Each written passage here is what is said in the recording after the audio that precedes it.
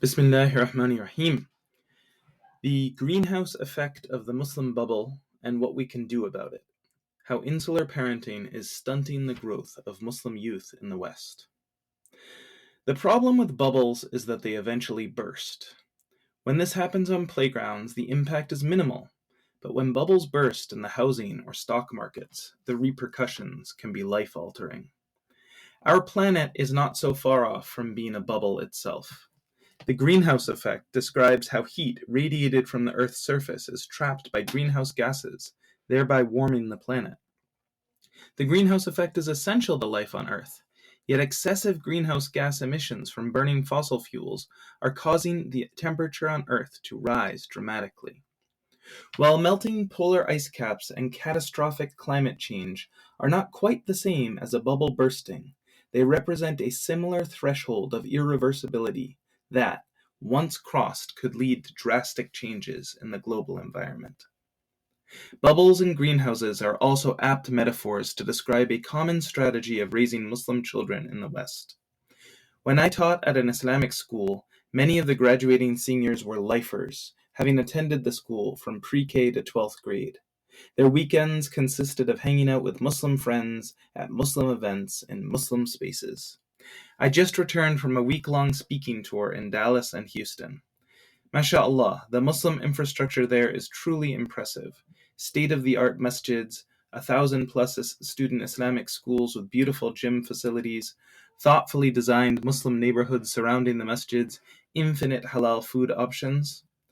Despite the highly developed ecosystem, or perhaps because of it, many of the young Muslims I met there seemed stuck inside of the Muslim bubble, seldom engaging with the wider world. Few students had applied for internships or had gotten any real-world experience, and most had limited social interactions outside of their immediate community. This insular approach, akin to a greenhouse, nurtures growth in a safe, structured environment. However, just as with any protective bubble, there is a risk of sudden burst. I vividly remember a Muslim college student being rushed to the emergency room to have his stomach pumped due to alcohol poisoning on the first weekend of college. The greenhouse effect of the Muslim bubble describes the phenomenon where Muslim parents create a controlled, insulated environment to nurture their children's development while limiting their exposure to external influences in order to ensure religious and cultural continuity. Of course, many children raised outside of the Muslim bubble are suffering even more dire consequences: loss of faith, drug use, teenage pregnancies. This begs the question, how can we strike a balance between protecting our youth within a supportive Muslim community and ensuring that they are equipped to engage confidently and competently with the broader world? In short, how can we leverage the positive impact of the greenhouse effect without creating a bubble in danger of bursting? Number 1, benefits of the greenhouse effect. There is a reason that farmers use greenhouses. By creating a controlled environment where the temperature and humidity can be monitored, and the growing season can be extended, and pests can be kept at bay, delicate saplings can be nurtured when they are at their most vulnerable. Similarly, there are significant benefits to raising our children within a greenhouse-like bubble when they are young. The solidarity Muslim children feel when growing up among like-minded peers helps them reinforce spiritual practices without feeling marginalized. Early exposure to Islamic rituals and mindsets helps cement their identities when they are most impressionable. Just as important, Muslim greenhouses protect children from negative influences, such as drug and alcohol use, inappropriate relationships, and societal pressures toward materialism that prioritize fleeting pleasures over long-term spiritual and ethical goals. Dangers of the Muslim bubble. Just as deforestation and the excessive burning of fossil fuels release excessive greenhouse gases that threaten the health of our climate, similarly, an over-reliance on the Muslim bubble can have detrimental effects on our children. Plants raised in greenhouses tend to have a shallow root system and are less hardy than those that grow naturally in the forest. Children raised exclusively within a Muslim bubble tend to lack resilience and develop an insular worldview. In their desire to protect their children from negative influences, some Muslim parents stunt their growth by never exposing them to real-world challenges. This overprotection fosters a dependency on constant support and shields them from failure. Children raised within the bubble don't have to fight to maintain their Muslim identity and are at serious risk when they are eventually exposed to the diverse challenges of the real world. Many Muslim families insist that their children live at home, even during college, further eroding an opportunity for them to develop an independent Muslim worldview. Number 3, contrast with the immigrant experience. The childhood experiences of children growing up within the Muslim bubble contrast sharply with those of most Muslim immigrant parents. Many Muslim parents arrived in the West with only $5 in their pocket and a dream about building a new life. With a twinkle in their eyes, they tell their children stories about their early years, cockroach-infested apartments, living on ramen noodles, working a minimum wage job late into the night. They look back on these hardships fondly because they were the key to their later success. Just like trees in a natural growth forest must grow deep roots to find the proper nutrients, these parents developed resilience and a strong work ethic thanks to their early struggles. By contrast, most Muslim children growing up in the bubble have faced few challenges. They often live in comfortable, well-established communities, surrounded by family and community members who share similar values and experiences. While these children benefit from a sense of security that their parents may not have initially had, this softer environment shields them from the harsher realities of life, potentially impacting their ability to handle adversity with the same resilience demonstrated by their parents. Despite knowing that their time in the oven is what baked their bread, many Muslim parents seem to prefer to treat their children as delicate pastries, carefully shielding them from the intense heat of life's challenges.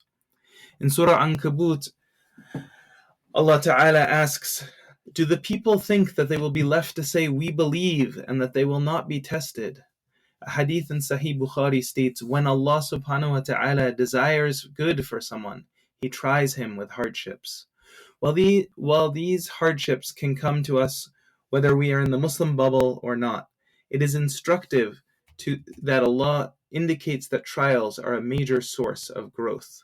In our efforts to protect our children from fitna, we may paradoxically be making them more susceptible to the virus by not allowing them to strengthen their immune system. Just as a tree that has been raised in a greenhouse will be toppled by a strong wind, so too can our children be felled by the arrows of shaitan if we have never put them in an environment where they learn how to build their own shield. So what is the solution? I believe that Muslim families should adopt a hybrid approach when raising their children. During their formative K-12 years, there are significant benefits to the protective shell of the Muslim bubble.